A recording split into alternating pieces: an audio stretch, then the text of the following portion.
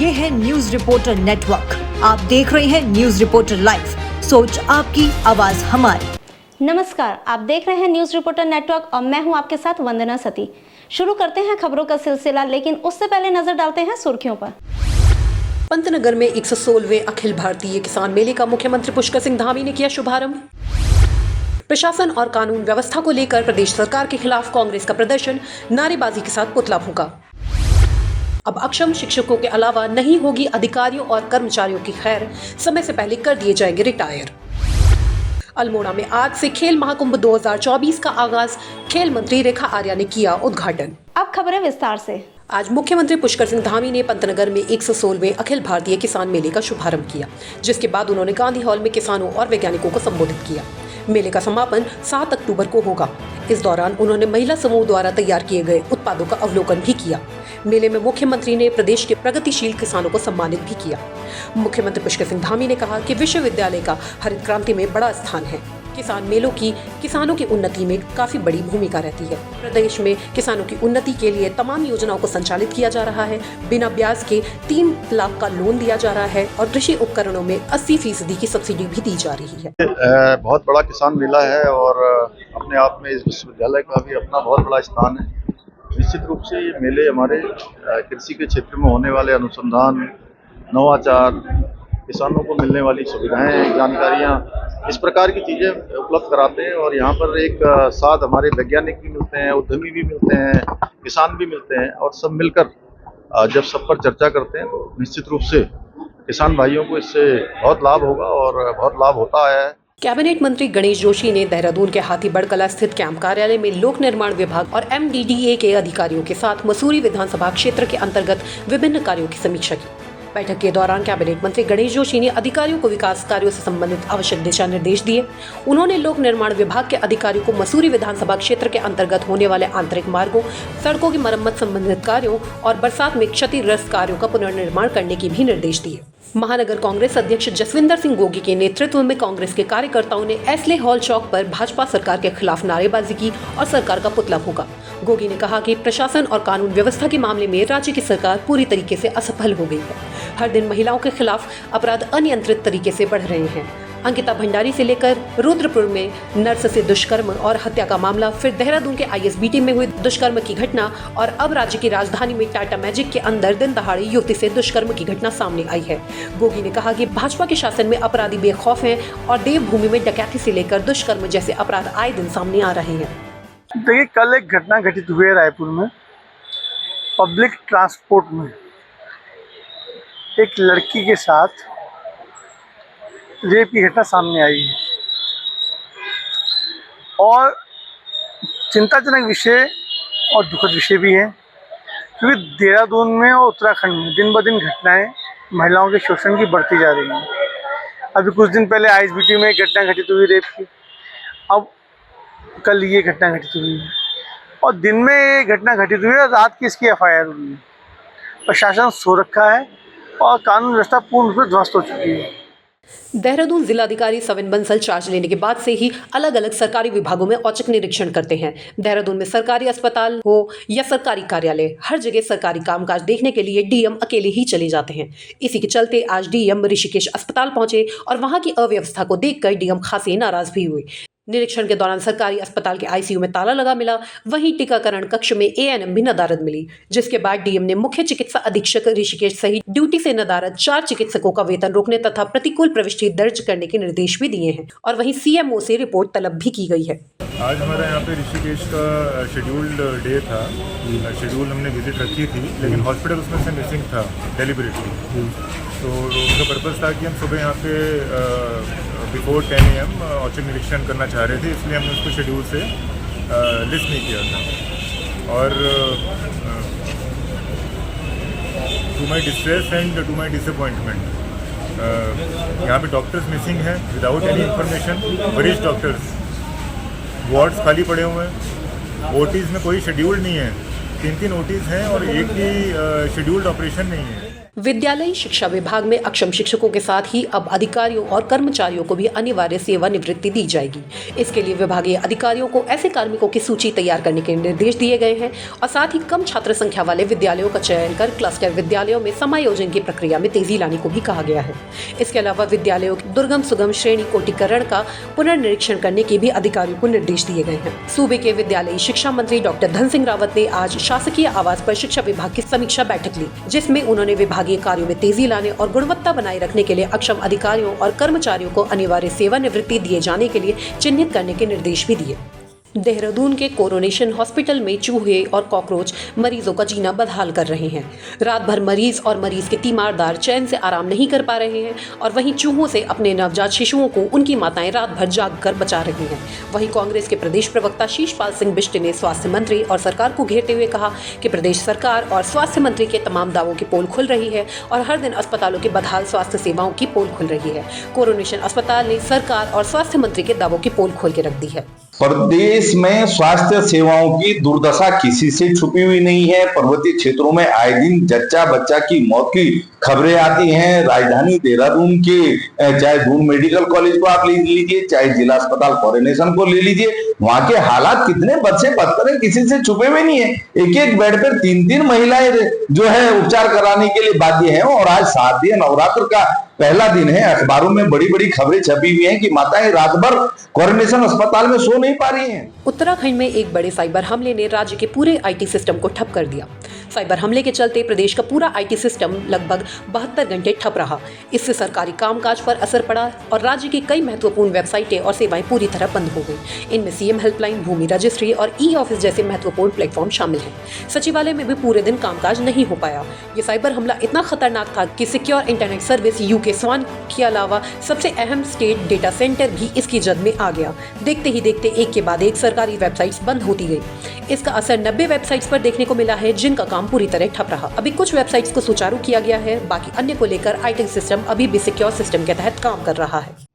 As such मैं इस पर कुछ नहीं बोल रही क्योंकि हमें पता ही नहीं, हमारा एनालिसिस नहीं हुआ है। ये हमारे सिस्टम्स पे है, उसकी स्कैनिंग में हमें पता चला टचवुड इन्फेक्टेड कुछ नहीं है, बट वो जब हम लॉग एनालिसिस अब करेंगे तो जो आप कह रहे हैं कि कहीं से कोई ऐसा सोर्स है, कोई बाहर से है, वो तभी हमें पता चलता है। सच बहुत सारे टर्मिनोलॉजीज होते हैं, वो ट्रोजन वायरस होता है, वो technical terms would better be known, ठीक है, बट क्लीनिंग पे स्कैनिंग पे ये पता चला है, तो इसलिए एज अ प्रिकॉशन हम लोग उसको पूरा डाउन रखते हैं। राजधानी देहरादून के राजपुर रोड स्थित निजी कॉम्प्लेक्स के बेसमेंट में भारी मात्रा में कूड़े का ढेर मिलने पर नगर निगम ने कठोर कार्रवाई की है। दरअसल स्थानीय निवासी अनीता वर्मा द्वारा नगर निगम को शिकायत किए जाने पर देहरादून मुख्य नगर स्वास्थ्य अधिकारी डॉक्टर अविनाश खन्ना अपनी टीम के साथ ओपन लाउंज का निरीक्षण करने पहुंचे तो वहां के बेसमेंट में जगह जगह कूड़ा फैला हुआ पाया गया, जिसको देखते हुए उन्होंने रेस्टोरेंट के मालिक और कॉम्प्लेक्स के मालिक के खिलाफ चालान काटा। इसी बीच डॉक्टर अविनाश खन्ना ने कहा कि कॉम्प्लेक्स में मौजूद शराब की दुकान और कैंटीन द्वारा गंदगी फैलाने पर 1-1 लाख रुपए का चालान किया गया है। साथ ही उन्होंने कहा कि शराब की दुकान के मालिक पर सिंगल यूज प्लास्टिक इस्तेमाल करने पर 1 लाख रुपए और कॉम्प्लेक्स के मालिक पर सीवर खुले में बहाने और कूड़ा बेसमेंट में फेंकने पर 2 लाख रुपए का चालान किया गया है। यही परेशानियां हैं। सबसे पहली परेशानी तो 3 साल से ये खुला है यहाँ से कि हम यहाँ से निकलना हमारा मुश्किल हो गया है, हमारे बच्चों का, क्योंकि 6 बजे से लेके 12 बजे तक सड़क पे यहाँ इतनी भीड़ होती है कि हम पैदल भी नहीं चल सकते। लोग बाग खड़े होकर यहाँ सरेआम पीते हैं, खुलेआम पैंट खोल के यहाँ बाथरूम करते हैं, ठीक है ना। उन्हें शर्म भी नहीं आती कि लेडीज और लड़कियां आ रही है, ठीक है। हमारा तो मतलब रहना और हम अपनी मतलब गाड़ी तो एंटर करने की बात ही छोड़ो, पैदल हम नहीं कर सकते, पूरा रास्ता जाम कर देते शराबी लोग। टिहरी के पिता अपने 2 पुत्रों के साथ बनाएंगे तैराकी में रिकॉर्ड। कोटी कॉलोनी टिहरी बांध की विशाल झील में मोटना गांव निवासी त्रिलोक नेगी अपने पुत्र पारस और ऋषभ के साथ बिना लाइफ जैकेट के तैराकी कर रहे हैं। आपको बता दें कि 2023 में 15 किलोमीटर बिना लाइफ जैकेट के ये तैराकी में रिकॉर्ड भी बना चुके हैं। इस बार करीब इनका लक्ष्य है 25 किलोमीटर का टारगेट, जो कि कंडीसौंड तक तैरकर बनाया जाएगा। उक्त तैराकों की सेफ्टी के लिए SDRF, IDBP के जवान भी साथ चल रहे हैं। शारदीय नवरात्रों की शुभकामनाएं देता हूँ। और ये अपने त्रिलोक सिंह रावत जी मोटना गांव के निवासी हैं। ये अपने 2 सुपुत्रों के साथ पिछले 2 वर्ष भी जो है इसमें तैराकी कर चुके हैं और इन्होंने 12 किलोमीटर और फिर उसके बाद पिछले वर्ष 15 किलोमीटर तक का लक्ष्य इन्होंने प्राप्त किया और इस बार इनका उससे आगे भी जाने का प्रयास करेंगे। इस लक्ष्य जो पिछली बार इन्होंने कीर्तिमान बनाया था उसको तोड़ेंगे। इनके साथ में इस समय TIDC में कार्यरत अपने हरीश गिरी जी भी इस बार प्रथम बार तैराकी कर रहे हैं और ये बहुत ही अच्छी की बात है कि टिहरी एक विश्व पटल पे जो है एक टिहरी झील अलग स्थान रखता है, जिसपे राष्ट्रीय अंतर्राष्ट्रीय स्तर की प्रतियोगिताएं आयोजित समय समय पर की जाती हैं। और ये जो बच्चे यहाँ पे जो तैर रहे हैं, एक ऋषभ 23 वर्ष और पारस 18 वर्ष, ये बहुत छोटी उम्र है और ये लोग जो है अन्य युवाओं को भी टिहरी के अंदर जो है इससे प्रेरणा देते हैं। पहाड़ी जिले अल्मोड़ा में खेल महाकुंभ 2024 की शुरुआत हो गई है। खेल मंत्री रेखा आर्या ने हेमवती नंदन बहुगुणा स्थानीय स्टेडियम में मशाल जलाकर खेल महाकुंभ की शुरुआत की। अल्मोड़ा में आज से न्याय पंचायत स्तर की प्रतियोगिताओं से खेल महाकुंभ का आगाज खत्याड़ी नगर पंचायत से हुआ है। खेल महाकुंभ में athletics, kabaddi, kho kho, volleyball, football, badminton, judo, boxing, table tennis, taekwondo, karate, basketball, योगासन, हैंडबॉल, मलखंभ, मुर्गा झपट जैसे खेलों में खिलाड़ी अपना जौहर दिखाएंगे। आयोजन ग्राम पंचायत से राज्य स्तर तक होगा। न्याय पंचायत के बाद ब्लॉक, जिला और राज्य स्तर पर प्रतियोगिताएं खेली जाएंगी। इसका समापन 31 जनवरी 2025 को होगा। आज 2024 का खेल महाकुंभ आज नवरात्रि के दूसरे दिन से प्रारंभ अपने इस गोली देवता के पवित्र भूमि अल्मोड़ा से इसका शुभारंभ होने जा रहा है। निश्चित रूप से यह एक न्याय पंचायत स्तर पर इसके जैसा आगाज़ आप देख रहे हैं, वो हर न्याय पंचायत स्तर से यही आगाज़ के साथ में इसकी शुरुआत जो है खेल महाकुंभ के रूप में आज हो रही है। मुझे लगता है कि हमारे गांव के कोने कोने में, यानी कि तोक में भी बसने वाले हमारे ऐसे बच्चे जो खेल की प्रतिभा रखते हों, उन्हें न्याय पंचायत स्तर पर प्रतिभा करते हुए कल को ब्लॉक स्तर पर, परसों को जो है आपके जिले स्तर पर और फिर राज्य स्तर पर जो है खेल प्रतियोगिताओं में प्रतिभाग करने का सुनहरा अवसर मिलता है। राजधानी देहरादून में कल शाम एक दुष्कर्म का मामला सामने आया है, जिसमें 19 वर्षीय युवती के साथ घटना हुई है, जिसमें 3 युवकों को गिरफ्तार किया गया है। घटना को लेकर एसएसपी देहरादून अजय सिंह ने मीडिया को बताया कि रायपुर क्षेत्र में कल शाम एक घटना हुई। घटना की जानकारी मिलते ही पुलिस ने सीसीटीवी फुटेज और आसपास के लोगों से जानकारी ली, जिसमें एक युवक की संलिप्तता पाई गई है। बाकी घटना स्थल पर 2 अन्य युवक नहीं थे। पूरे मामले की जाँच पुलिस कर रही है और युवक युवती एक दूसरे से पहले से परिचित थे। इस मामले में युवती के परिजनों द्वारा दी गई तहरीर पर गंभीर धाराओं में मुकदमा दर्ज कर लिया गया है। पुलिस के द्वारा युवकों को हिरासत में लिया गया है। शाम को करीब 4:30 बजे थाना रायपुर पर एक पीड़िता के जो पिताजी और उनके साथ उनके परिजन 3 लड़कों को लेकर पहुंचे थे और उनके द्वारा बताया गया था कि उनकी बेटी जो है, जिसकी जो बालिग है, वो किसी काम से वहाँ पर जो फेरी लगाते काम करते हैं छोटे मोटे, और वो वहाँ पर अपने मदर के साथ थी, लेकिन वो 12:30 से मिसिंग है, वहाँ पर नहीं मिली है, जिस संबंध में उनके द्वारा विभिन्न स्थानों पर अपने परिजनों के साथ ढूंढ खोज की जा रही थी। क्योंकि इस प्रकरण के द्वारा ये भी बताया गया कि जो पीड़िता है, उनकी बेटी है, उसको उन्होंने चिकित्सालय में प्राथमिक उपचार के लिए अभी भेजा है, जैसा उसको लग रहा है, और वो शिकायत अपनी रिपोर्ट दर्ज कराने के लिए आया है। क्योंकि जैसे ये संवेदनशील प्रकरण प्रकाश में आया कि ऐसी कोई घटनाक्रम जो बताई गई उनके द्वारा दुष्कर्म की और इसमें अन्य लोग के संलिप्त होने की संभावना बताएगी, तत्काल उनको तहरीर लेकर इसमें मुकदमा दर्ज करने के लिए बताया गया, जिससे कि आगे की विधिक कार्रवाई पुलिस द्वारा की जा सके। इस दौरान जब तक 2 से 3 घंटे में उनकी तहरीर तक प्राप्त नहीं हुई थी, इस दौरान पुलिस ने एक टीम बनाकर, चूंकि मामला एक बेटी के साथ था जो एक साढ़े 19 साल की लड़की थी, तो उसको देखते हुए तत्काल टीम बना के जो हमारी जो सीसीटीवी टीम होती है उसके द्वारा भी साथ संकलन किया गया। प्रदेश की सबसे पुरानी क्षेत्रीय पार्टी उत्तराखंड क्रांति दल अब विभिन्न मुद्दों को लेकर सरकार से 2-2 हाथ करने की तैयारी में है। पार्टी के कार्यकर्ता प्रदेश के कई ज्वलंत विषयों को लेकर अब सड़कों पर उतरेंगे। यूकेडी ने आगामी दिनों में मुख्यमंत्री आवास का घेराव करने का फैसला किया है। यूकेडी के केंद्रीय अध्यक्ष पूरन सिंह कटहत ने बताया कि राज्य के विभिन्न मुद्दों को लेकर पार्टी कार्यकर्ता मुख्यमंत्री आवास का घेराव करेंगे। उन्होंने बताया कि पहाड़ से हो रहे पलायन को रोकने, गैरसैंण को स्थायी राजधानी बनाने और सशक्त भू कानून की मांग को लेकर मुख्यमंत्री आवास का घेराव किया जाएगा। बिल्कुल मुख्यमंत्री आवास घेराव का हमारा कार्यक्रम है और मुद्दे वही है कि 24 साल में आप लोग भी देख रहे हैं, आम जनता भी देख रही है, कांग्रेस बीजेपी इस बार को छोड़ के बाकी बारी बारी इनका चल रहा था और पूरा पहाड़ ऊपर से पूरा खाली हो चुका है। मैंने पहाड़ की गति अगर 100 किलोमीटर पर वर्ष खाली होने के, तो प्लेन्स की गति भी 40 किलोमीटर पर वर्ष खाली हो रहे हैं गांव। शहर की तरफ आ रहे हैं लोग, मैंने उसमें तो मूल निवास, भू कानून, राजधानी गैरसैंण और पर संपत्तियाँ, ये हमारे 4 मुद्दे मुख्य होंगे। पर संपत्तियाँ आप देख लो, करीबन 1,30,000 करोड़ से ऊपर के आज के मूल्यांकन के हिसाब से पर संपत्तियाँ यूपी के पास है, जबकि इस समय डबल के ट्रिपल इंजन सरकार है, उत्तराखंड में बीजेपी, यूपी में बीजेपी और केंद्र में। तो अब बताओ इन्होंने ऐसे क्या किसी भी नवनिर्मित किसी राज्य के साथ ऐसा शौचालय व्यवहार नहीं हुआ जैसे कि उत्तराखंड के साथ हुआ।